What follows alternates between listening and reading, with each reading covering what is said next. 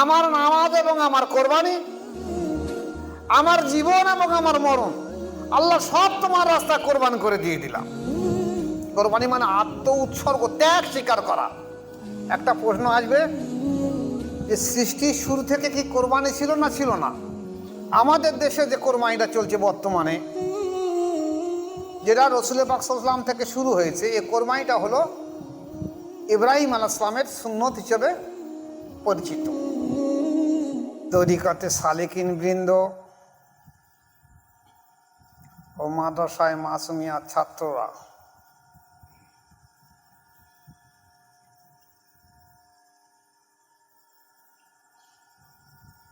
আজকেরকার আলোচনা থাকবে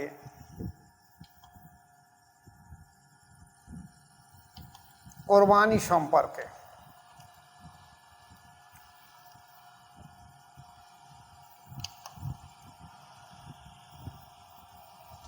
আমার পূর্ববর্তী আলেম ওলামাগণ কোরবানি সম্পর্কে আলোচনা রেখেছে। আমি দুটো একটা কথা আপনাদের সামনে বলবো।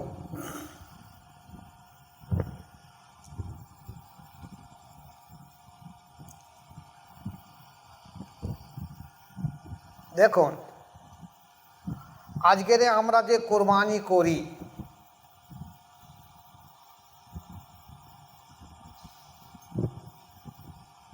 এ কোরবানি এটা হলো হুজুর পাক সাল্লাল্লাহু আলাইহি ওয়াসাল্লামকে জিজ্ঞাসা করা হলে উনি বলেছিলেন এটা হলো ইব্রাহিম আলাইহিস সালামের সুন্নত। এটা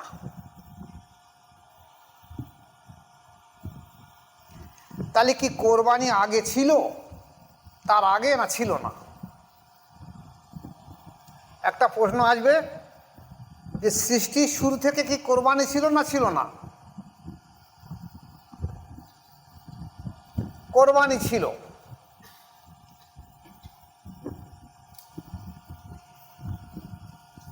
কোরবানি কোনো সময় বন্ধ ছিল না। এক এক নবীর আমলে এক এক রকম পদ্ধতি করে কোরবানির অবস্থা ছিল, জারি ছিল। আমাদের দেশে যে কোরবানিটা চলছে বর্তমানে, যেটা রসুল পাক সাল্লাল্লাহু আলাইহি ওয়াসাল্লাম থেকে শুরু হয়েছে, এই কোরবানিটা হলো ইব্রাহিম আলাইহিস সালামের সুন্নত হিসেবে পরিচিত। এখন কোরবানি সম্পর্কে আলোচনা করার আগে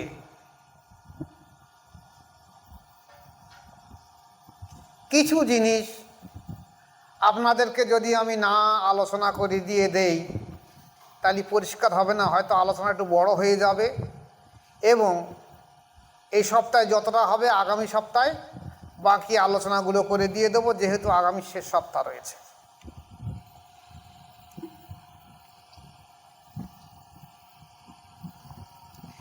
এই কোরবানির আলোচনার আগে আপনাকে এই জিনিসটা ভালো করে বুঝে নিতে হবে যে আল্লাহ পাক কোরআন শরীফের মধ্যে ইরশাদ করেছেন, বিসমিল্লাহির রহমানির রহিম, ইন্নাস সালাতা তানহা আনিল ফাহশাই ওয়াল মুনকার ওয়ালা যিকরুল্লাহি আকবারু।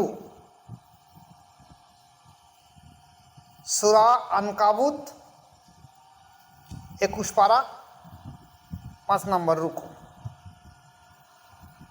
আল্লাহ পাক কি বলছে?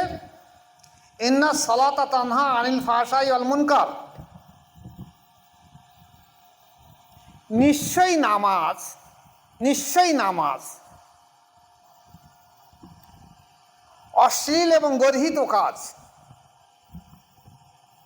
মন্দ ও ঘৃণিত কাজ থেকে মানুষকে দূরে সরিয়ে রাখে। তাহলে নামাজটা কি জন্য করা হয়? অশ্লীল এবং ঘৃণিত কাজ বা মন্দ ও ঘৃণিত কাজ, যত খারাপিয়াত আছে একটা মানুষের ভিতরে, তার থেকে দূরে সরিয়ে আনার জিনিসটাই হলো নামাজ।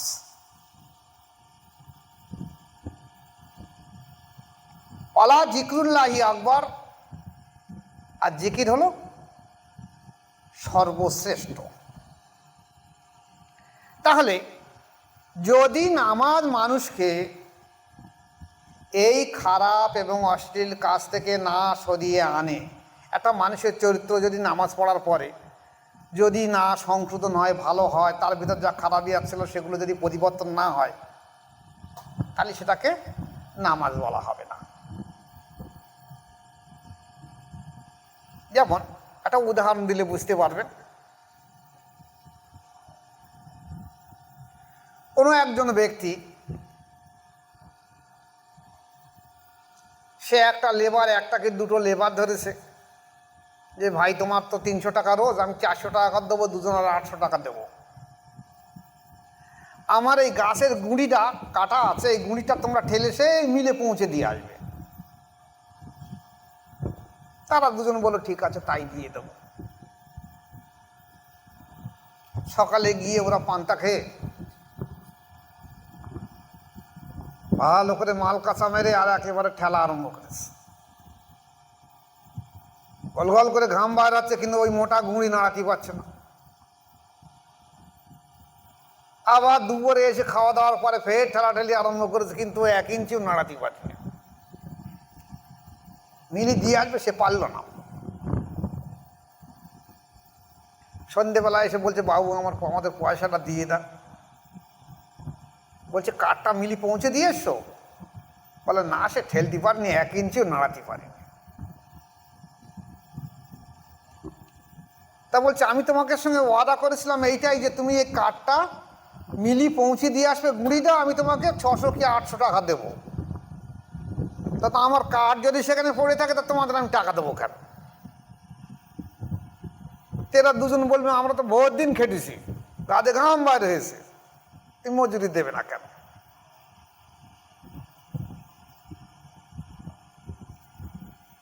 নামাজ তদ্রূপ। নামাজ যদি আল্লাহ পাকের দরবারে না পৌঁছায়, নামাজ যদি কবুল না হয়, তাহলে এটা তো নামাজ নয়। নামাজ কবুল হলে মানুষের চরিত্র পরিবর্তন হয়ে যাবে।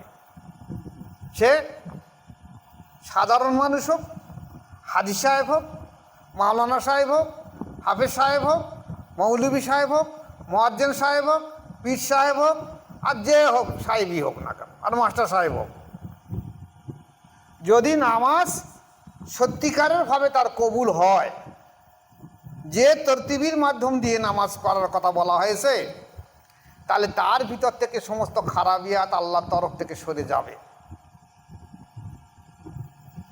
এখন এই আয়াতের সঙ্গে বলা হয়েছে ওয়ালা জিকরুল্লাহ আকবার।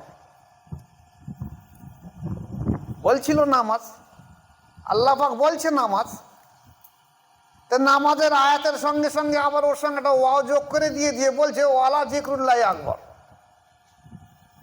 জিকির সর্বশ্রেষ্ঠ। তো ওই নামাজের কথাই ওখানে বলতে পারতো, কীভাবে নামাজ পড়বে, কী হবে না হবে, তা না বলে আল্লাহ পাক এই আয়াতের মধ্যে সেটা একটা ওয়াও যোগ করে দিয়ে বলে দিলেন যে ওয়ালা জিকরুল্লাহ আকবার, জিকির সর্বশ্রেষ্ঠ, সব থেকে উত্তম। এখন ইসলামের বুনিয়াদ 5টা: কলেমা, নামাজ, রোজা, জাকাত, হজ। কলেমা কোনটা? লা ইলাহা ইল্লাল্লাহু মুহাম্মাদুর রাসূলুল্লাহ সাল্লাল্লাহু আলাইহি ওয়াসাল্লাম।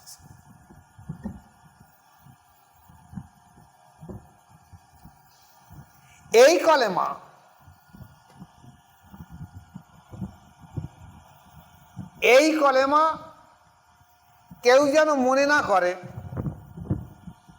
যে রসুল পাক সাল্লাল্লাহু আলাইহি সাল্লাম আসার পরে আল্লাহ পাক এই কলেমা পাঠিয়ে দিয়েছে।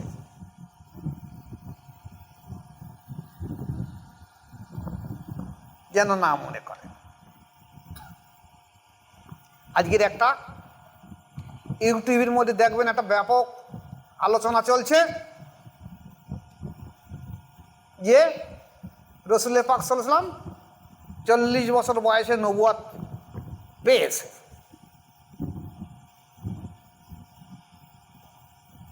একটা আমি আলিমকে দেখলাম না যে বলতে এই কথা যে নবুয়াতের বহি প্রকাশের 40 বছর বয়সে নবী হয়ে উনি এসেছে, বহি প্রকাশিত ফুটে উঠেছে, প্রকাশ্য ফুটে উঠেছে। তাহলে কি ওনার যখন দুনিয়ায় এসে তখন ফুটে উঠেনি? হ্যাঁ, ফুটে উঠেছিল, কিন্তু ব্যাপকভাবে বহিঃপ্রকাশ ঘটেছে সেদিন থেকে।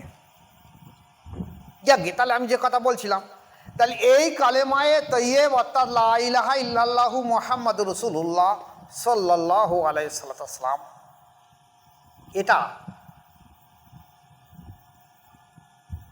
যখন আদম আলাইহিস সালামের ভিতরে আত্মা দিয়ে দেওয়া হলো, রুহু দিয়ে দেওয়া হলো, উনি সর্বপ্রথম চোখ মেলে তাকিয়ে দেখলেন যে আরশে আজিমে লেখা রয়েছে লা ইলাহা ইল্লাল্লাহু মুহাম্মাদুর রাসূলুল্লাহ।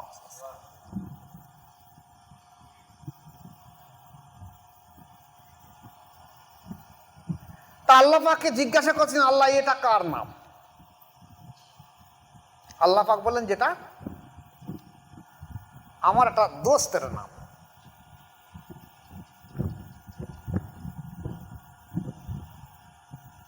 তো এ আদম আলাইহিস সালাম, যদি জীবনে তোমার কোনো দিন কোনো এমন গুনাহ করে থাকো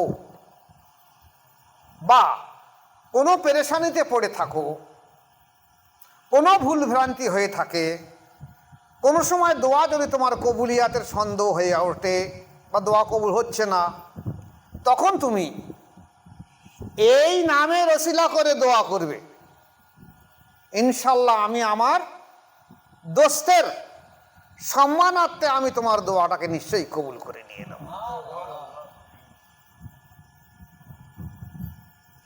কালী রসুল পাক সাল্লাল্লাহু আলাইহি ওয়াসাল্লামের নাম মোবারক কালেমায়ে তৈয়ব তো দুনিয়ায় এখন আসেনি, তখনই ছিল। যখন আদম আলাইহিস সালামকে জান্নাত থেকে দুনিয়ায় পাঠানো হলো এবং সিংহল আর জিদ্দা থেকে হাওয়া আলাইহিস সালাম, আদম আলাইহিস সালাম আবার হাঁটতে হাঁটতে হাঁটতে হাঁটতে আসলেন কোথায়? জাবালে রহমত। সেখানে আসার পরে আবার মহা মিলন হলো দুজনার।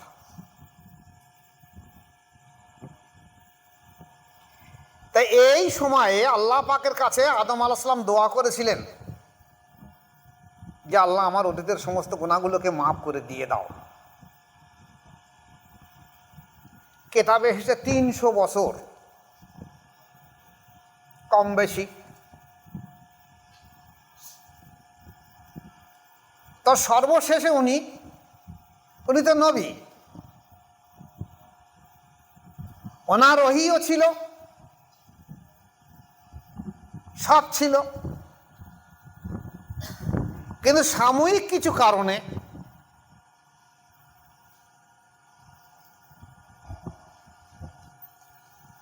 আল্লাহ পাকের কিছু উদ্দেশ্যের কারণে হয়তো উনি এই কাজ করেছেন এবং দুনিয়ায় এসেছেন। তখন আর সেই কথা স্মরণ হলো, উনি আল্লাহ পাকের কাছে দোয়া করলেন যে আল্লাহ, আমি যে আরশে আজিমে তোমার নামের পাশেতে তোমার দোস্তের নাম দেখেছি, সেই নামের সম্মানার্থে আল্লাহ পাক তুমি আমার অতীতের গুনাহগুলোকে মাফ করে দিয়ে দাও। তখনই আল্লাহ পাক বললেন যে দেখো, তুমি যখন আমার সঙ্গে আমার দোস্তের এতদিন তুমি আমার কাছে কাঁদা করেছো, এখন তুমি আমার দোস্তের ওসিলা করে দোয়া করেছো, আমার দোস্তের ওসিলা করেছো, অথবা আমার দোস্তের ওসিলা হিসাবে আমি তোমাকে মাফ করে দিয়ে দিলাম। তাহলে ওসিলা আদম আলাইহিস সালাম করেছেন সর্বপ্রথম। আমাদের দেশে অনেকে বলে আমি ওসিলা করব কেন, আমি সরাসরি আল্লাহ পাকের কাছে দোয়া করব। আদম আলাইহিস সালাম তো 300 বছর দোয়া করেছিল, উনি তো নবী। আর তুমি কে? কিছু লেখাপড়া শিখেছ, কিছু হাদিস কোরআনে পড়েছো, কিছু তাফসীর পড়েছো, এর বেশি তুমি কিছু শিখতে পারোনি, তোমার ইলহাম নেই, তোমার অন্তর শুদ্ধ সুস্থ নেই, তোমার তাজকিয়া নফস নেই, তুমি বলছো কেন আমি ওসিলা ধরবো কেন? তাহলে ওসিলা দিয়ে দোয়া অবশ্যই করতে হবে। এখন যে কথা আমি বলছিলাম তাহলে অনেকটা বড় হয়ে যাবে, ঘুরিয়ে যাবে সব। তো কলেমা হলো লা ইলাহা ইল্লাল্লাহু মুহাম্মাদুর রাসূলুল্লাহ। তো কলেমা যদি কোনো ব্যক্তি না পড়ে সে কিন্তু মুসলমান হবে না।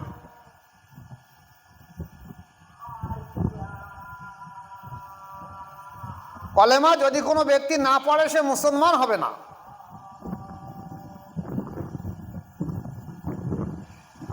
এই একই কালেমা সাহাবায়ে কেরাম রাদিয়াল্লাহু তাআলা আনহুমগণ যখন আল্লাহ রসুলের কাছে বায়াত গ্রহণ করতে এসে তখন উনি এই কলেমা তাদেরকে পাঠ করিয়ে দিয়ে দিয়েছেন।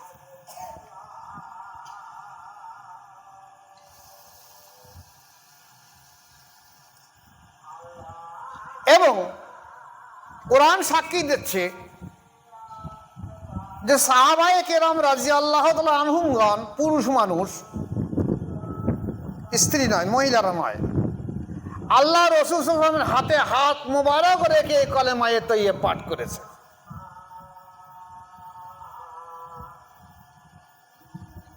হাতে হাত দিয়ে বায়াত গ্রহণ করেছে।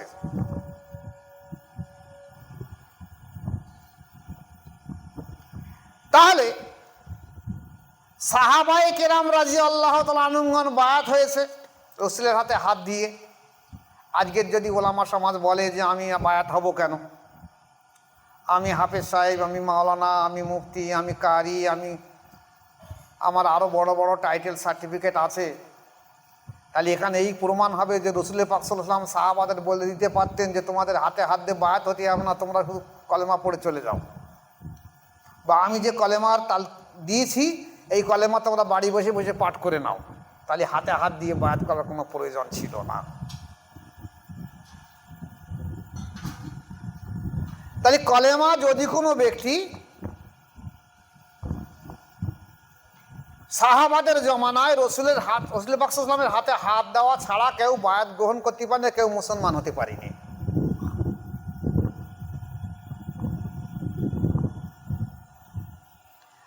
আজও তদ্রূপ যদি কোনো ব্যক্তি মনে করে আমি মুসলমান হব, তবে তাকে কলেমা পড়িয়ে দিতে হবে, সে নিজে পড়লে হবে না। এই পড়িয়ে দেওয়ার ভিতরে বহু তারতম্য আছে। যে ব্যক্তির অন্তর শুদ্ধ সুস্থ আছে, অন্তর জিকিরে জারি আছে, নফসের তাসকিয়া আছে, এই ব্যক্তিকে হুকুম দেওয়া হোক যে আপনি একজন ব্যক্তিকে তওবা পড়িয়ে বায়াত করিয়ে দিয়ে দেন। এখন যদি তা না করে সাধারণ মৌলভী মাওলানারা বায়াত করিয়ে দিয়ে দেয়, তওবা পড়িয়ে দিয়ে দেয়, অনেকে দেখা যাচ্ছে পীর না পীর সেজেছে, মুর্শিদ না মুর্শিদ সেজেছে, পীরের সন্তান পীর সেজেছে, পীর জাদা পীর সেজেছে, তারাও কলেমা পড়ে বায়াত করিয়ে দিয়ে দিচ্ছে। এখন এই যে কলেমা বা বায়াতের উদ্দেশ্য হলো যে ব্যক্তির অন্তর শুদ্ধ সুস্থ আছে, সে যে ব্যক্তি বায়াত গ্রহণ করতে সে তার অন্তরের এই নোংরাগুলোকে পরিষ্কার করে তা আল্লাহ প্রদত্ত ফয়েজ এই অন্তরে নিক্ষেপ করে এই মুর্দা দিলকে জিন্দা করে দেবে, আল্লাহ জিকিরে জারি করে দেবে। এই হলো মাশায়েখ বা পীরের কাজ।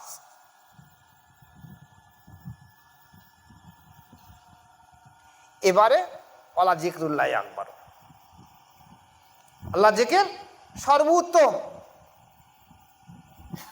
কারণ নামাজ কলেমা একবার যদি পড়ে, রসুল পাক সাল্লাল্লাহু আলাইহি ওয়াসাল্লাম হাদিস হলো যে কলেমা যদি একবার সঠিকভাবে কোনো মানুষ পড়ে, জবান দিয়ে পড়ে এবং অন্তর দিয়ে, বা অন্তর মেনে নিয়েছে এবং জবান দিয়ে পড়েছে, এবং সেইরূপ ব্যক্তির হাতে হাত দিয়ে কলেমা পড়েছে, তাহলে এই ব্যক্তির অতীতের সমস্ত গুনাহগুলোকে আল্লাহ পাক মাফ করে দিয়ে দেবে এবং সে ব্যক্তি মুসলমান হিসেবে দাবিদার হবে। এবার আসুন, কলেমার পরে দ্বিতীয় স্তম্ভ হলো কি নামাজ। এই নামাজে আল্লাহ পাক বলেন ইন্নাস সালাতা তানহা আনিল ফাহশাই ওয়াল মুনকার, নিশ্চয়ই নামাজ অশ্লীল এবং গর্হিত কাজ থেকে মানুষকে দূরে সরিয়ে দেয়। এখন যদি এই কলেমা পড়া ব্যক্তি না হয়ে থাকে, এইরূপ ইমানদার ব্যক্তি না হয়ে থাকে, জীবনে তার নামাজ অশ্লীল এবং গর্হিত কাজ থেকে দূরে সরিয়ে দেবে না। আমরা তো তাই দেখছি বর্তমানে। আমি আর ব্যাখ্যায় যাচ্ছি না, যেহেতু কোরবানি সম্পর্কে আলোচনা করব। তাহলে একটা নামাজের চরিত্র দেখলে বোঝা যাবে যে এর চরিত্র পরিবর্তন হচ্ছে না কেন। এর নামাজ আল্লাহ পাকের দরবারে কবুল হচ্ছে না বলে, তাই তাহলে চরিত্র পরিবর্তন হয়ে যেত। তৃতীয় জিনিস হলো কি, কলেমা নামাজের পরে রোজা। রোজা 1 মাস রোজা এসছে। রোজার মুখ্য উদ্দেশ্য কি? ইন্দ্রিয়কে, নফসকে দমন করা এবং আকাঙ্ক্ষার কামনাকে খর্ব করা, এটা হলো রোজা। তা সেই উদ্দেশ্য তো আমরা পূরণ করতে পারছি না, আমরা শুধু রোজায় রেখে যাচ্ছি, শুকিয়ে যাচ্ছি। ইন্দ্রিয় দমন করতে গেলে আপনাকে ওই যে বলা জিকরুল্লাহ আকবারু, আল্লাহর জিকিরের মাধ্যম দিয়ে অন্তর শান্তি প্রাপ্ত হয়। এই যে মুমিনের কল, এ আর কিছুতে শান্তি প্রাপ্ত হয় না আল্লাহর জিকির ছাড়া। কোরআন বলছে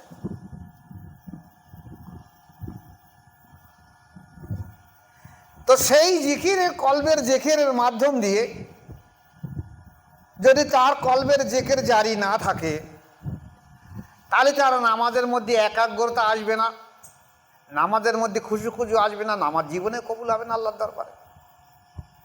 আর রমজানের রোজা করবে, এই অন্তরের মাধ্যম দিয়ে অন্তরকে সাহায্য নিয়ে তার প্রবৃত্তি বা নফসের চরিত্র সংশোধন করতে হবে। তা যদি একটা মানুষের অন্তর শুদ্ধ সুস্থ না থাকে, তাহলে নফসের চরিত্র শুদ্ধকে কামনা বাসনা করা, শুদ্ধ করা কঠিন কাজ। যেটা আব্দুল হাকিম রহমতুল্লাহ আলাইহি বলতো, আমার মুর্শিদ শাহ সুফি জয়নুল আবিদিন মুজাদ্দিদি রহমতুল্লাহ আলাইহি বলতো যে নামাজ এবং রোজার প্রাচুর্য দ্বারা নফসকে পরাহুত করা সুদূর পরাহুত। যখনই সে তার সুযোগ পাইবে তার জাতি ধর্ম পেশ করিবে। যদি কেউ মনে করে অনেক বেশি নামাজ পড়ব, অনেক বেশি রোজা করব, এর মাধ্যম দিয়ে আমার নফসের চরিত্র সংশোধন ইসলাহ হবে, এটা সম্ভব নয়।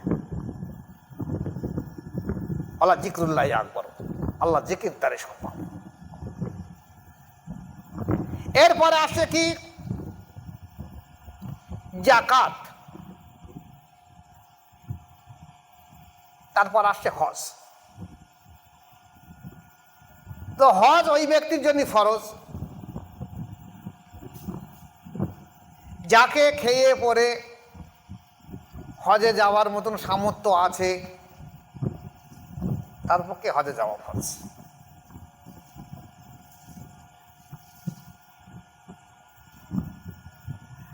আমি আমার মুরিদদেরকে এটা ওসিয়াত হিসেবে বলে যাচ্ছি, নসিহাত হিসেবে করে যাচ্ছি যে আপনারা হজে যান আর উমরায় যান। যদি সেখানে গিয়ে উমরা বা হজে গিয়ে যদি রসুল পাক সাল্লাল্লাহু আলাইহি ওয়াসাল্লামের জিয়ারাত না হয়েছে,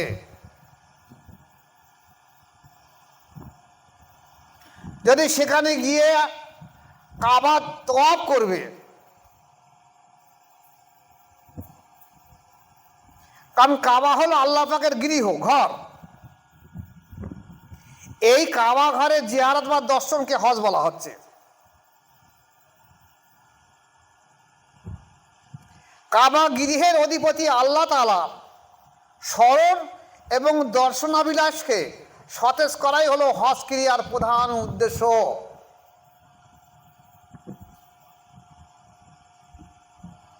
যদি সেই উদ্দেশ্য না থাকে তাহলে হজের মুখ্য উদ্দেশ্য থাকবে না। কাবাকে দেখারও চোখ থাকা দরকার, সেও অন্তর্চক্ষু। এবার আসছে জাকাত, চতুর্থ স্তম্ভ জাকাত। তো ওটা হজের আগের জাকাতটা, আগে হজটা বলে নিলাম, জাকাতটা আসি। জাকাত, জাকাত বলা হয়েছে একটা মানুষকে 1 বছর খাওয়া পড়ার পরে সংসার চালিয়ে যদি তার কাছে সোনা, 1 নম্বর হলো সোনা, 2 নম্বর হলো রূপো, ব্যবসার মালামাল, নগদ টাকা বা ব্যাংকে রেখে দেওয়া ফিক্সড বা রেকারিং বা অন্য কিছু বা LIC, এগুলো যদি কারোর কাছে থাকে তাহলে বছরের একটা নির্দিষ্ট সময় সেগুলোকে সে হিসেব করে নেবে যে আমার কতটা সোনা আছে, কতটা রূপো আছে। এখানে বলা হয়েছে যে 7.5 ভরি সোনা বা 52.5 ভরি রূপো। তখন সোনার টাকা ছিল, রূপোর টাকা ছিল। আমরা ছোটবেলায় রূপোর টাকা দেখেছি, সে টাকার দাম ছিল 1 টাকা। এখন 1 ভরি হয়ে সেই রূপো, 1 ভরি রূপো তার দাম অনেক হয়ে গেছে। তখন ছিল দাম 1 টাকা, বিক্রি হতো 1 টাকা। তাহলে 7.5 ভরি সোনা আর 52.5 ভরি রূপো, এই দুটোর কিন্তু মিলিত বরাবর তখন সমান ছিল। ভালো করে খেয়াল করে নেবেন। আমাদের এখানে বিনিময় ছিল, জানেন? বিনিময় ছিল, আমি তোকে এই 2 কেজি চাল দিচ্ছি, তুই আমার এই সবজি 5 কিলো দে। এটার বলে বিনিময়, মানে মূল্য দুটোর সমান হয়ে যাচ্ছে। আমি তোকে 2 কেজি চাল দিতে, তুই আমাকে আটার দাম কম, তুই আমাকে 2.5 কেজি আটা দে। আটার দাম চালের থেকে কম, তাহলে 2.5 কেজি আটা দে। তাহলে তুইও চাল পাচ্ছিস, আমিও আটা পাচ্ছি। তাহলে এই 7.5 ভরি সোনা আর 52.5 ভরি রূপোর বাজার বরাবর মূল্য সমান ছিল। এখন অবশ্য এই 1400 বছর পরের দুটোর বিস্তার পার্থক্য হয়ে গেছে। 7.5 ভরি সোনার দাম অনেক হয়ে গেছে। 60,000 টাকা যদি ভরি হয় তাহলে অনেক হয়ে গেছে। আর রূপো যদি 52-52.5 ভরি হয়, টাকাটা 40,000 টাকার মধ্যে হয়ে যাবে। এখন ন্যূনতম ইমামদের মতে, আমাদের ইমামদের মতে, যে রূপোর নেশাব বরাবর, অর্থাৎ প্রায় 40,000 টাকার মতন হবে। 52.5 ভরি রূপোর দাম 700-800 টাকা যদি ভরি হয়। তা যদি একটা মানুষের তার বাড়ি সোনা থাকে, সোনার গহনা থাকে, রূপো থাকে, রূপোর গহনা থাকে, সোনার টাকা বা রূপোর টাকা বা সোনার গহনা বা রূপোর গহনা বা নগদ টাকা, ব্যাংকে রেখে দেওয়া টাকা বা ব্যবসার মালামাল, এই সমস্ত মিলে যদি দেনা বাদ দিয়ে তাকে 40,000-এর মতন উদ্বৃত্তি থাকে, তাহলে তার জন্যে জাকাত হলো ফরজে আইন, তাকে জাকাত দিতেই হবে। এই জাকাত হলো শতকরা 2.5 টাকা করে। একটা মানুষের 1 কোটি টাকা রয়েছে, তার মানে 2.5 লক্ষ টাকার জাকাত দিতে হবে। সে যদি মনে করে যে আমি 40টাকে 50টাকে 100টা শাড়ি দান করবো, জাকাত হবে না। কিন্তু আল্লাহ পাক এই হুকুম দেয়নি। এইবার আসুন, যে ব্যক্তির জাকাত ফরজ সে ব্যক্তির কোরবানি হলো ওয়াজিব। এইবার আসছে কোরবানি আলোচনা। যে ব্যক্তি জাকাত ফরজ তার কোরবানি হলো ওয়াজিব। ওয়াজিব মানে ফরজের কাছাকাছি। এবার আপনারা হিসেব করে দেখে নেবেন যে আপনাদের জাকাত ফরজ হয়েছে না ফাঁকি দিয়েছেন, আপনাদের কোরবানি করতে হবে কি হবে না। এখন যদি কারুর জাকাত ফরজ না হয় তাহলে তার পক্ষে কোরবানি হলো ফরজ নয়, মুস্তাহাব কোরবানি সে দিতে পারে, নফল কোরবানি সে দিতে পারে, নিষেধ নয়। আমার মালামাল আছে কিন্তু আমার এবার জাকাত হয়নি, আমি কোরবানি দিতে পারি। কিন্তু আল্লাহ পাক বিচার করবে, প্রত্যেকটা মানুষের অন্তরের বিচার করবে। বিচার হবে অন্তরের। তোমার অন্তর কি জন্য কোরবানি করতে বলছে? গোস্ত খাওয়া না কি? না সবাই দিচ্ছে বলে আমি দেবো না, আমিও দেব? উদ্দেশ্যটা কি? অন্তরের মধ্যে যদি যাররা পরিমাণ লিল্লাহের ছাড়া অন্য কিছু থাকে তাহলে সেটা কোরবানি বলে কবুল হবে না। কোরবান হলো আল্লাহর রাস্তায় ত্যাগ স্বীকার করা। কারণ আল্লাহ পাকের এমন প্রয়োজন পড়েনি যে কোরবানির রক্ত আল্লাহ দিতে হবে বা কোরবানির মাংস আল্লাহকে দিতে হবে। আল্লাহ পাকে চাইনি।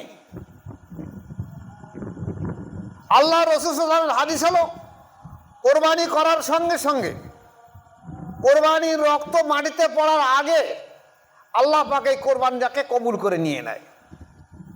তাহলে আল্লাহ পাক কোরবানির রক্ত বা মাংস চাইনি, আল্লাহ পাক চেয়েছে তোমার নিয়ত, ইখলাস এবং সেটা হলো অন্তরে পয়দা হবে।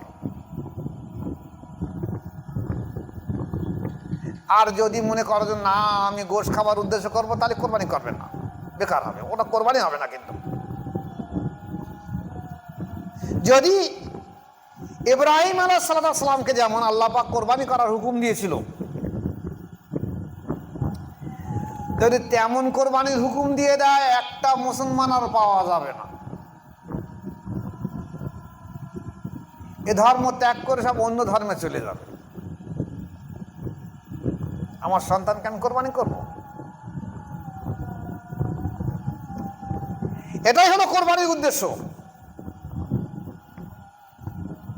যে আমি আমার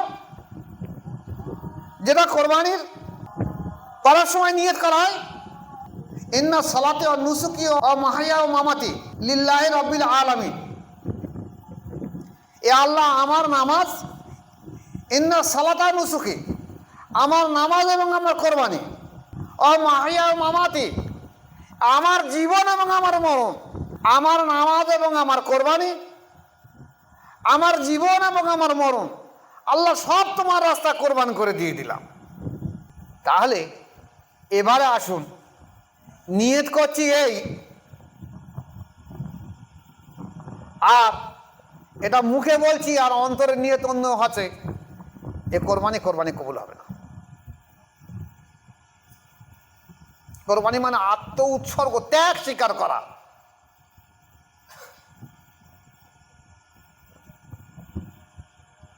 এখন আসুন,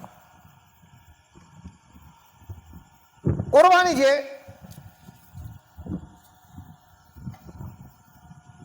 বলা হয়েছে, কোরবানি গরু বা উট বা মহিষ, এই তিনটে পশুকে কোরবানি করলে 1 থেকে 7 শরিকি করতে পারবে। আর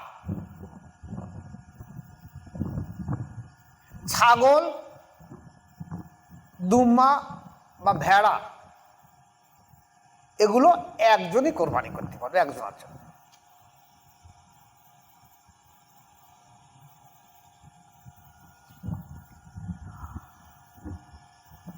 তাহলে কোরবানি যদি মুস্তাহাব করা বৈধ থাকে তাহলে কোরবানি করা তো সহজ।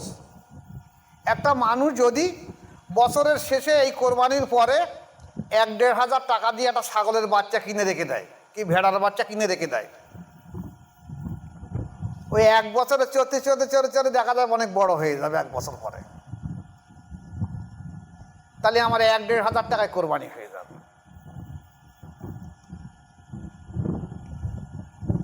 আমি যদি ফরজ নয় আমি মুস্তাহাব কোরবানি করব।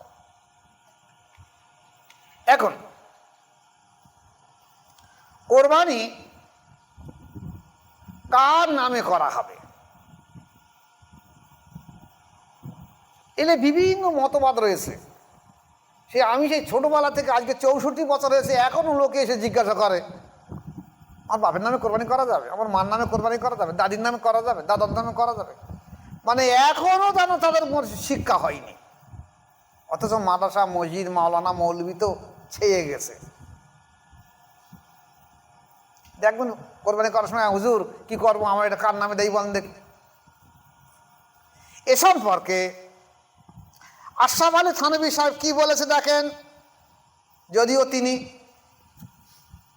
আমাদের তরিকতপন্থী নয়, কিন্তু ওনার ফিকহ বা মসলার কিতাবে কি বলেছে, উনি কি বলেছে,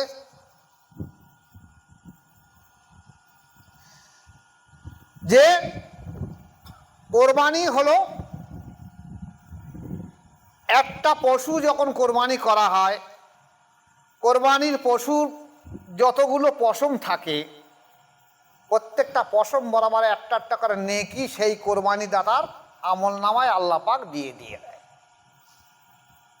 তাহলে সংসারে হেড অফ দ্য ফ্যামিলিকে গার্জেন থাকে, কারুর বাপ থাকে, কারুর বাপ নেই তার মা থাকে guardian, head of the family. কারুর মা বাপ নেই কিন্তু বড় ভাই গার্জেন হয়। তার সংসারে চলার পথে ভুলভ্রান্তি head of the family guardian করে থাকে, তাহলে সবটা তারই বেশি দরকার,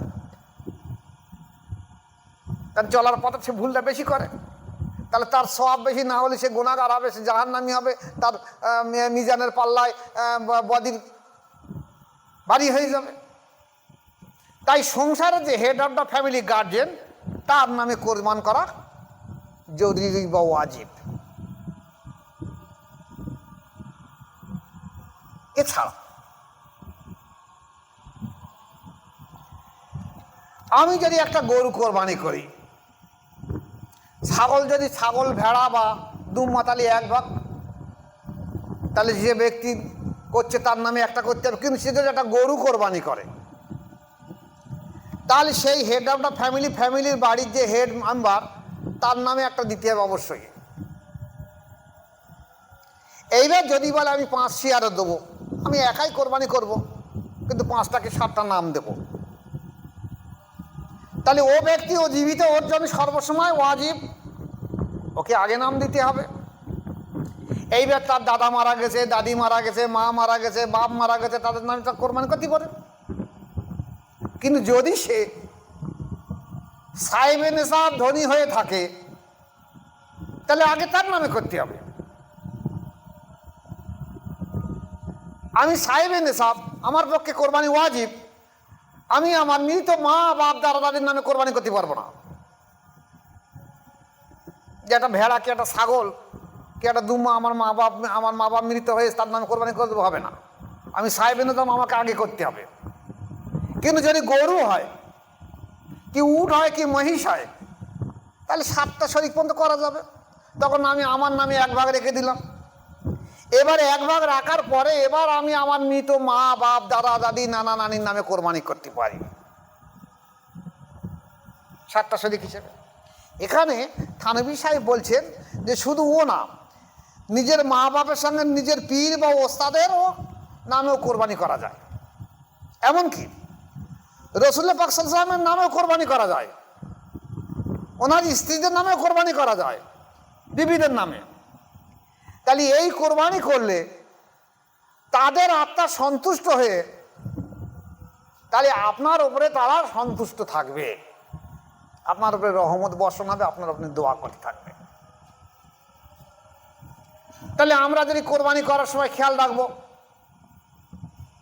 যে আমি যদি একটা পশু দেই, গরু দেই, তাহলে আমার নিজের নামে যখন দিচ্ছি তখন আমি আমার মৃত মা বাপ দাদা দাদির নামে দিতে পারি, পাশাপাশি রসুল পাক সাল্লাল্লাহু আলাইহি ওয়াসাল্লামের নামে দিতে পারি, রসুল পাক সাল্লাল্লাহু আলাইহি ওয়াসাল্লামের স্ত্রীদের নামে দিতে পারি, ওনার বংশধরদের নামে দিতে পারি, আমার পীর মাশায়েখের নামে দিতে পারি, আমার ওস্তাদ শিক্ষকের নামে দিতে পারি। তবে আমার ভাগ আগে দিতে হবে, আমার ভাগ আগে রেখে দিয়ে তারপর করতে হবে। আর যার পক্ষে মোস্তাহাব তার কথা আলাদা, স্বতন্ত্র, তবুও তার নিজেকে নামে আগে করা দরকার। যদি মোস্তাহাব হয় তাহলে একই হুকুম করে রেখে দেওয়া দরকার। এবার আসুন, কোরবানির এই গোস্ত, এটা কি করা? আমাদের দেশে আগে দেখবেন ছিল যে কোরবানি দাতা বাড়ির পাঁচিলের সামনে বা বাড়ির ভিতরে একটা ডিশ বা তখন ধামার চলন ছিল, নিয়ে যারা যারা বাচ্চা কাচ্চারা থাকতো তাদের এক মুঠো করে দিয়ে দিত, যেটা হলো এতিমদের বা মিসকিনদের মাল। কোরবানির গোস্ত খাওয়া ফরজ, ওয়াজিব, সুন্নত নয়, জরুরি নয়। তাই যদি হতো তাহলে হজ পাকে গিয়ে একটা উঠে একটা ব্যক্তি কোরবানি করেছে, তাহলে ওই গোস্ত ওরে ঘাড়ে করে বাড়ি আনতে হবে। কত খাবে সেখানে? সে তো বিসমিল্লাহ আল্লাহু আকবার বলে কোরবানি করতে চলে যাচ্ছে, তার ভালো লাগে কিছু গোস্ত নিলে, না লাগে না লাগলে চলে যাচ্ছে। এবং কেউ কেউ দেখা যাচ্ছে হজের সন্দেহ হচ্ছে বলে দুটো পশু কোরবানি করেছে, একটা দুম্মাদ আছে, আটটা দুম্মাদ আছে, কি একটা দুম্মাদ আছে, আটটা গরু উঠতেছে, তার তো লাগবে সামান্য গোস্ত, তাহলে সে এত গোস্ত কি করবে? এখানে বলা হয়েছে যে কোরবানির গোস্ত মুস্তাহাব হয়েছে, মুস্তাহাব মুস্তাহাব মশলায় বলা হয়েছে যে তিনটে ভাগ করা।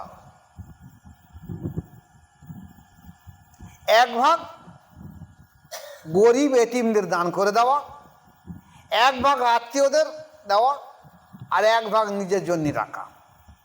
এইবার যদি কেউ নিজের জন্য না রেখে একসাথে জন্য দেখে সব বিলি করে দেয়, তার ইচ্ছা সেটা। যদি মনে করে আমি আমার এক ভাগের গোস্ত আমি রেখে দেবো, ফ্রিজে রেখে দেবো, খাবো, খেতে পারে, সে মুস্তাহাব। যদি মনে করে সব বিলি করে দেবো, দিতে পারে। কিন্তু মুস্তাহাব এটা বলা হয়েছে যে সর্বসময় একটা সম্প্রদায় গরিব এতিম এসির কাঙাল মিসকিন থাকবে, আর আত্মীয় সর্বসময় মানুষের থাকবে। এখন যদি দেখা যায় আমি এমন জায়গায় বাড়ি করেছি সেখানে যে আমার আর কোনো আত্মীয় নেই, সেখানে অন্য কওমের মানুষ আছে, তাহলে তাদের তার গরু তুমি দিতে পারবে না। তখন তুমি যে ছাগল জবেহ করো বা ভেড়া বা দুম্মা, তখন তুমি এই মুস্তাহাব হিসেবে তোমার প্রতিবেশী অন্য কওমের ব্যক্তি যদি খেতে চায় তাকে দিতে পারো, এটা নিষেধ নয়। মশলায় বলা হয়েছে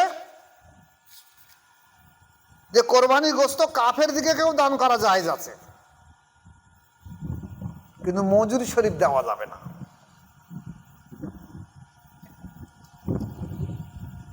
যদি তোমার দেয় যে প্রতিভা দিতে পারো। এবার আসুন, কোরবানি যদি কোনো ব্যক্তি একা করে তাহলে বহুত ভালো।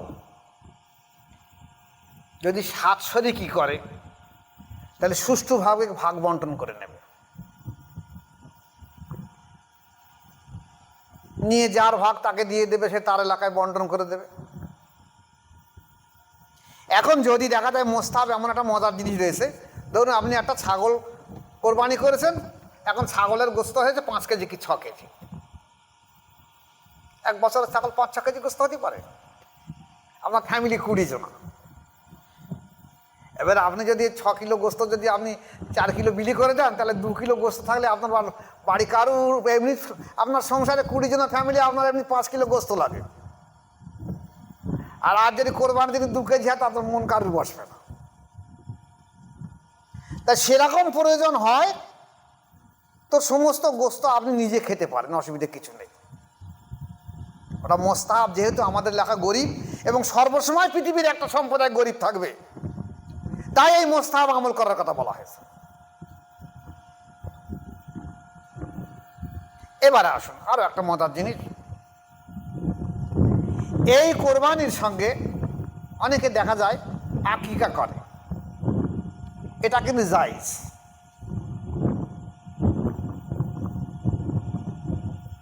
যে আমি একটা গরু কিনেছি, আমি আমার নামে একটা কোরবানি করব, আমার ছেলে মেয়েদের আকিকা হয়নি, আমার স্ত্রীর আকিকা হয়েছে কিনা আমি জানি নি, আকিকা করে দেবো, করতে পারে, এটা বৈধ। আর একটা মজার জিনিস হলো,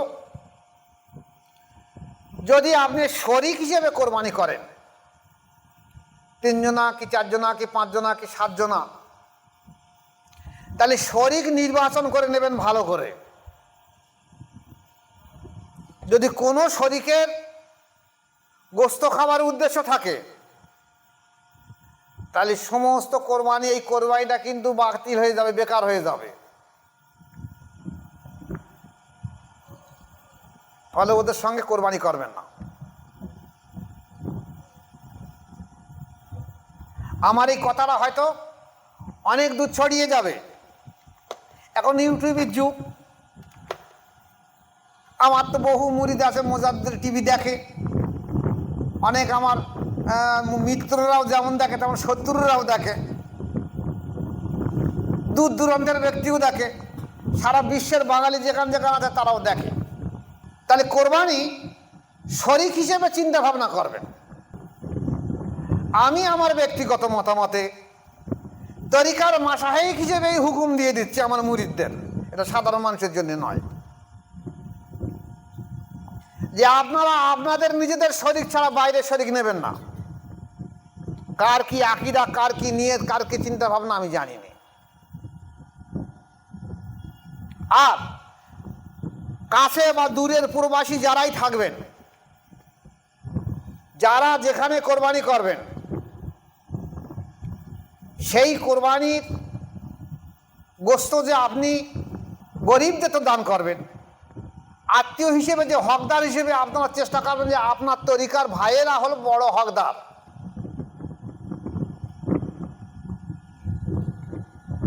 হয়তো এমন অনেক তরিকার ভাই আছে, সে এত গরিব মানুষ, সে কোরবানি করতে পারে না,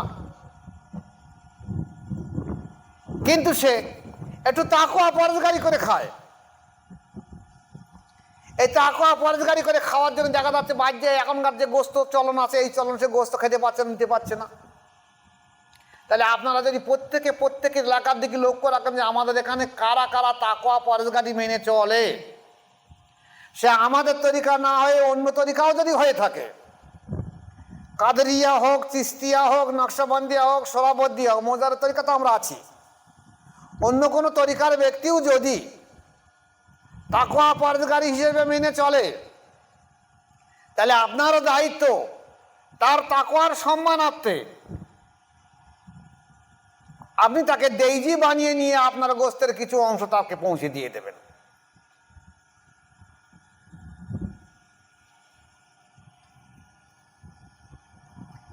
এখন আমাদের দেশে এই যে গোস্তগুলো বিলি করা হয়, দেখবেন এটা কিন্তু আগে ছিল না, বর্তমান চালু হয়েছে। কিরা মজার জিনিস দেখেন, এই গোস্তগুলো দেখা যাচ্ছে একটা মানুষ সাহেবিন, মানুষ তার মশলা বোঝে না, তো কটা মানুষ মশলা বোঝে, সে হয়তো ধনী মানুষ, সে কোরবানি করে না,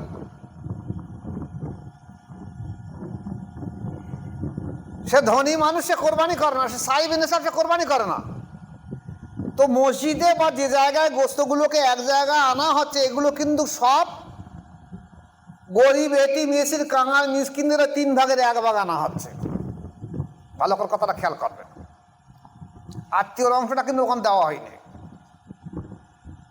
1 ভাগ ওখানে দিয়ে দেওয়া হয়েছে, সেটা হলো গরিব, এতিম, মিসকিন, কাঙাল, মিসকিনের অংশ। সেই গোস্ত কি একটা ধনী মানুষ সাহেবেনে সব খেতে পারবে? ওটা তো গরিবের জিনিস। এইবারে যারা কোরবানি দিতে পারিনি কোনো কারণবশত, তাহলে তাদের আশেপাশে যারা আছে দেইজি প্রতিবেশী, তাদের দায়িত্ব হলো দেইজিদের কিছু গোস্ত পাঠিয়ে দেওয়া।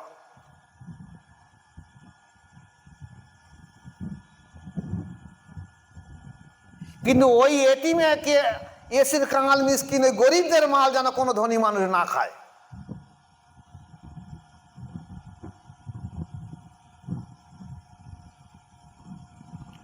এবার আসুন আর একটা জিনিস বলে দিয়ে দেই, যে কোরবানি তো আমরা করি, কিন্তু অনেকে আবার দেখা যাচ্ছে কোরবানির জন্য মানত করে রেখে দিয়ে দেয়। দেখেছেন তো মানত করে, যে আল্লাহ আমার একটা সন্তান খুব অসুস্থ, যদি আল্লাহ সুস্থ করে দেয় তাহলে আমি এই গরুটা আছে, এই গরুটা আল্লাহ আমি কোরবানি করে দিয়ে দেবো।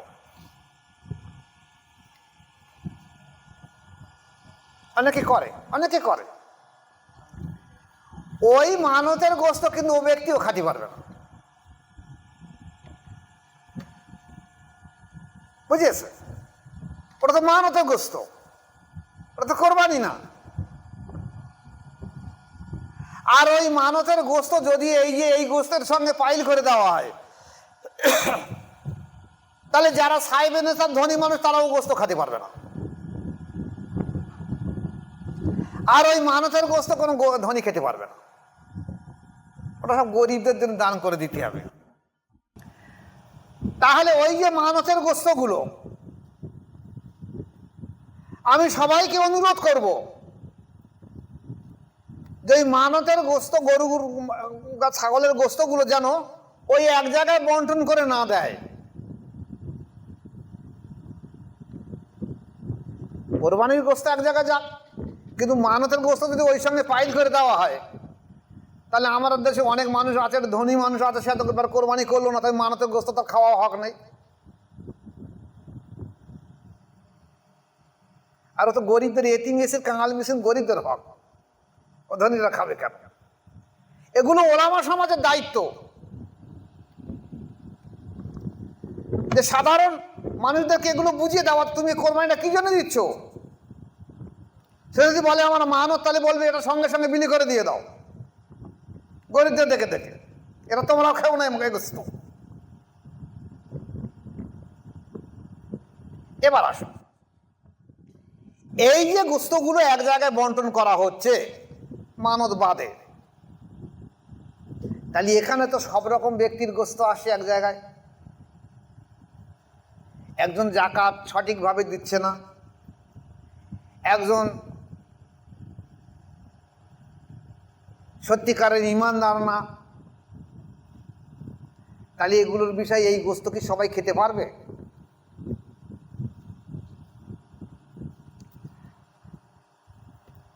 তাসাউপন্থীরা যেন না খায়। কারণ আমি এই তরিকা প্রসার করতে গিয়ে আমার বহু মুরিদ তারা এসে আমার সঙ্গে অনেক কথা বলেছে, এমন কথা যে আব্বা আমি আমার জামার বাড়ি গিয়েছি, তারা নামাজ কালাম পড়ে না, শরিয়াত সুন্নতের পাবন্দি নেই, তারা কোনো জায়গায় বায়াত নেই, এখন জামার বাড়ি না গেলেই নয়, তা সেখানে গিয়ে খাওয়া দাওয়া করেছে, আমার অন্তর বন্ধ হয়ে গেছে, আমার অন্তর যে জেকের জারি ছিল বন্ধ হয়ে গেছে, কি হবে এখন? তাদেরকে আমি বললাম, দেখো তুমি আমার এখানে বসো, কিছু সময় বসে থাকো সবকে খেয়াল করে, কারণ মানুষ যখন হারাম ভক্ষণ করার সঙ্গে সঙ্গে তার অন্তর বন্ধ হয়ে যায়, অন্তরে কালো দাগ পড়ে যায়। এটা আবার যেমন নবী পাক সাল্লাল্লাহু আলাইহি ওয়াসাল্লামের চেহারা মোবারক দেখার সঙ্গে সঙ্গে একটা মানুষের গুনাহ সগীরাগুলো সঙ্গে সঙ্গে মাফ হয়ে যেত, নবী পাক সাল্লাল্লাহু আলাইহি ওয়াসাল্লামের হাতে হাত দেওয়ার সঙ্গে সঙ্গে, তওবা করার সঙ্গে সঙ্গে গুনাহ সগীরা এবং গুনাহ কবিরার সব গুনাহ সঙ্গে সঙ্গে মাফ হয়ে যেত। তেমনি আল্লাহর ওলিদের সোহবত যদি সত্যিকারের ওলি মানুষ হয়ে থাকে, জিন্দাদিলি মানুষ হয়ে থাকে, নফসের ইসলাহওয়ালা মানুষ হয়ে থাকে, তাহলে তোমার এই মুর্দা দিল, যে দিল জিন্দা ছিল, এই খাদ্য খাওয়ার পরে সঙ্গে সঙ্গে বন্ধ হয়ে গেছে, তুমি আবার তোমার মুর্শিদের কাছে এসে মুর্শিদের হাতে হাত দিয়ে মুসাফা করো, মুসাফা করার সঙ্গে সঙ্গে গুনাহ সগীরাগুলো তোমার সঙ্গে সঙ্গে মাফ করে দিয়ে দিবে আল্লাহ। আবার মুর্শিদের সঙ্গে মুসাফা করে মুর্শিদের কাছে কয়েক পলক বসে থাকো, দেখবে আল্লাহ পাক আবার মুর্শিদের অন্তরের তাওয়াজ্জু ফয়েজের কারণে আবার তোমার অন্তরের আবার সেই নোংরাগুলোকে পরিষ্কার করে আবার অন্তর আবার জিকির জারি হয়ে যাবে। তাহলে এটা মুর্শিদের কত কষ্ট যে আমি খাবো এই অবৈধ ভক্ষণ, আর আমি আমার মুর্শিদে যাবো। এমনি তো আমার এই মুর্দাদেরকে জিন্দা করতে এত কষ্ট। আমি আপনাদের সঙ্গে বলেছি বোধহয় যে আমার মুর্শিদ শাহ সুফি জয়নুল আবিদিন মুজাদ্দিদি রহমতুল্লাহ আলাইহি বলতো, বাবা এখন বুঝবে না পরে বুঝবে। আমি তখন হাসতে বলি, ঠিক আছে আমি পীর সাহেব হইতে দেখা যাবে, এখন বুঝতেছি কি কষ্ট। সেদিন যদি আমি এই বুঝতে আমার সেদিন থাকতো, আমি সারা জীবন ধরে এই বায়াতের কাজে যেতাম না আমি। কিন্তু আমার মুর্শিদ আমাকে বলেছিল, বাবা তোমাকে দায়িত্ব দিয়ে দিচ্ছি, তোমাকে কাজ করতেই হবে। এবং এটাই আল্লাহ পাকের হুকুম, এটা আমার মুর্শিদের হুকুম। আমার মুর্শিদ বলছে আমার মুর্শিদের হুকুম, এটা আল্লাহ রসুলের হুকুম, তোমাকে এত বড় দায়িত্ব ঘাড়ে নিতে হবে। তাই বাধ্য হয়ে নিজের শারীরিক অসুস্থতার কারণেও এই কাজ করতে হচ্ছে। তাহলে একটা মুরিদ যদি এই খাদ্য খেয়ে এসে থাকে,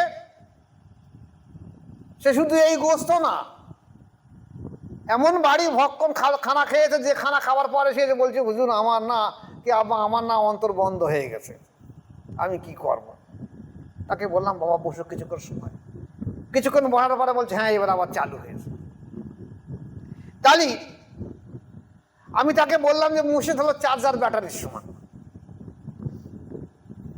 তাহলে মুর্শিদের কত কষ্ট।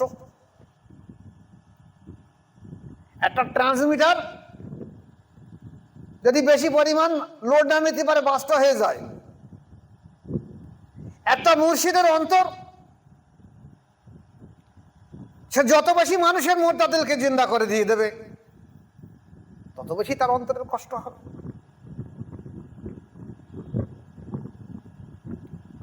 এই জন্যই বলা হয়েছে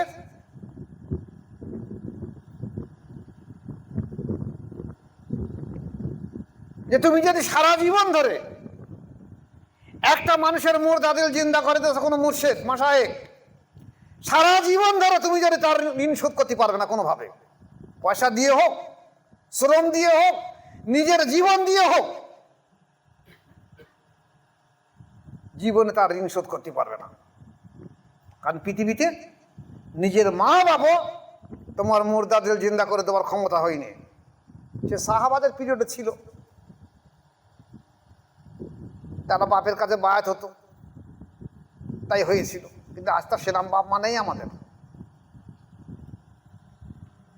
তাহলে দেখা যাচ্ছে কোরবানির এই গোস্তর দিকে খুব হিসেব রাখতে হবে, খুব খেয়াল রাখতে হবে। যারা সাইবে নিসাব তারা অবশ্যই কোরবানি করবে, এটা আমার হুকুম আমার মুরিদদের ওপরে।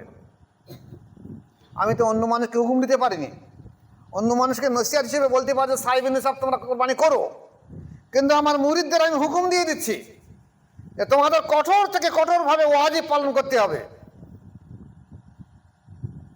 যারা খেয়ে পরে হিসেব করে দেখবে যে দেনা বাদ দিয়ে 40,000 টাকার পরিমাণ থাকবে, এ তো প্রায় ব্যক্তির থাকবে।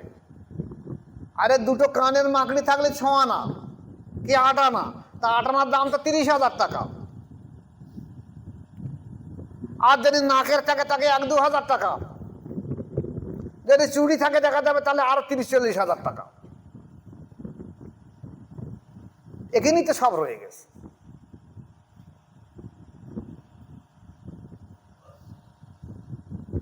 এই জন্যই অধিকাংশ মানুষের যারা সাইবে নেশাব তারা অবশ্যই কোরবানি করবে। এখন যদি সাময়িক কারোর বছর পয়সা না থাকে, তার কোরবানির প্রথম দিন পয়সা নেই, আজকে চেষ্টা করবে কোরবানি 3 দিন করা যাবে। কোরবানির প্রথম দিন, তারপরের দিন, তারপরের দিন, 3 দিন কোরবানি করা যাবে। যারা দ্বিতীয় দিনও টাকা জোগাড় হয় দ্বিতীয় দিন কোরবানি করে দেবে, তৃতীয় দিন যে টাকা জোগাড় হয় তৃতীয় দিন কোরবানি করে দিয়ে দেবে। কোরবানি অবশ্যই চেষ্টা রাখবে, যেহেতু এটা কোরবানির উদ্দেশ্য হলো নিজের প্রবৃত্তিকে কোরবান করা।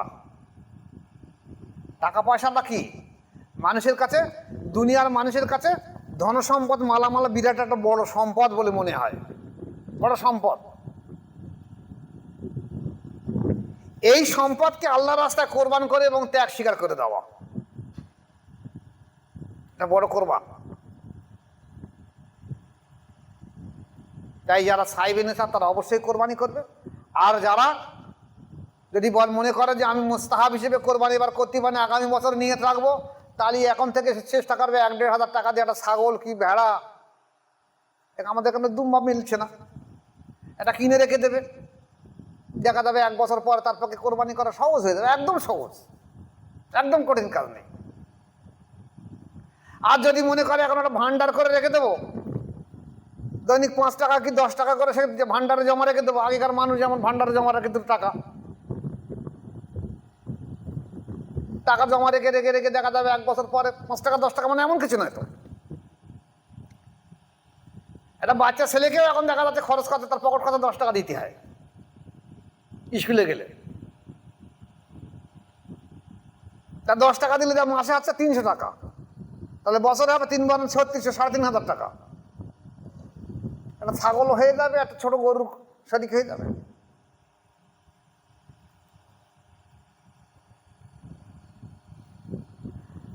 তাহলে যারা কোরবানি করবে তারা নিয়ত ইখলাসের দিকে খেয়াল রাখবে এবং শরীর ভালোর দিকে খেয়াল রেখে দেবে। নতুবা আমি এত পয়সা খরচ করলাম, 10,000, 20,000, 30,000 কি 50,000 টাকা খরচ করলাম, কি 5,000 টাকাই খরচ করলাম, আমাদের উদ্দেশ্য গোস্ত খাবার হয়ে থাকে, তাহলে কোরবানি ওদের সঙ্গে শরীক না নেওয়া ভালো।